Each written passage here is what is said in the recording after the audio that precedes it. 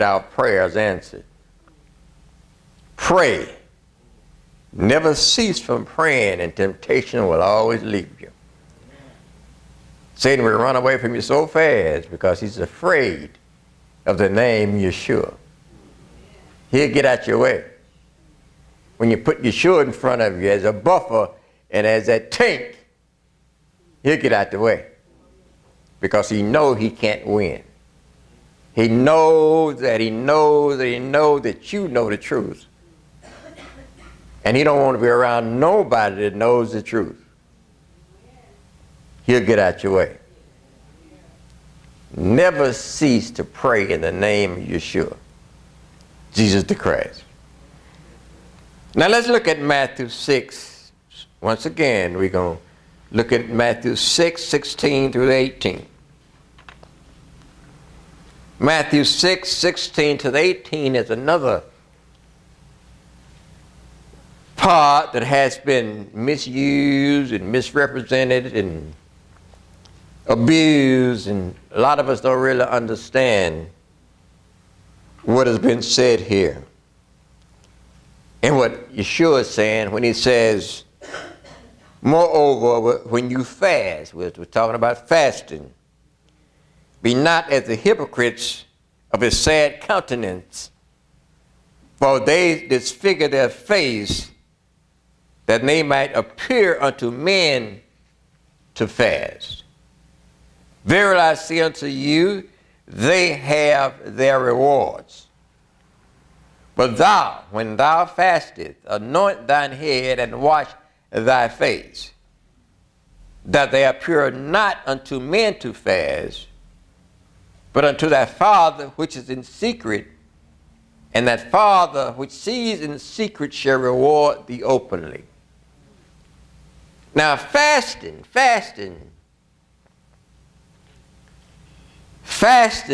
is something that we really don't understand.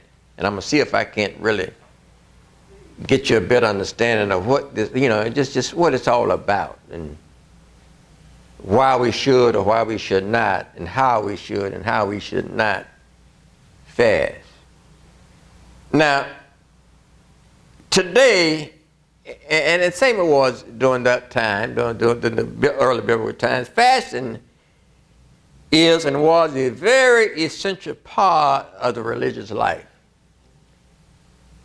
And it's more so a part of religious life today in the East more so than it is in the West. Now, we fast, but we don't fast the way they do in the Eastern countries, because most of the Eastern countries are Islamic. And Islamic countries are very strict in keeping this thing we call fasting, especially when it comes to Ramadan. Now, Ramadan, which falls with them, is the 9th month of what they call the Islamic year, which happens sometime in September. And it commemorates the first revelation which came to Muhammad, which is their prophet. So they fast it's almost like a worldly fast on Ramadan. And the fast lasts usually from dawn, when it is light enough to distinguish, they see a white thread from a black thread, until sunset is the way they fast. Bathing, drinking, smoking, smelling perfume, eating, every unnecessary indulgence is forbidden. Nurses and pregnant women are exempt, but everybody else must fast if you're of the Islamic faith during that time. Soldiers and those that are on a journey are excused, but somewhere, sometime, they must fast for an equivalent of the number of days that everybody else fasts during the month of Ramadan. Now also, the Jews The Jews have a fasting custom where exactly the same thing happens. Now, remember, as we've said before, fasting lasts normally from dawn to sunset. Now, outside of their time and outside of that time after sunset, you can go back to eating normal meals and whatever you normally do after sunset. But that whole day from dawn to sunset, you don't eat nothing, you don't drink nothing. And for the Jews in the time of Christ, there was only one compulsory fast, which is the fast of the Day of Atonement. Now on that day, once again, from morning to evening, all men had to afflict themselves, which you find in Leviticus 16:31. The Jewish scribal law states it this way: on the Day of Atonement, it is forbidden to eat or drink, or to bathe, or anoint ourselves, or wear sandals, or to indulge in conjugal intercourse. But although there was only the one compulsory universal day of fasting, the Jews made great use of private fasting. There was other types of fasting. There was a fasting which was connected with mourning. Between the time of death and a burial, mourners must abstain from all flesh and wine. There was fasting to exonerate sin. It was said, for instance, that Reuben fasted for 7 years for his share in the selling of Joseph, their brothers.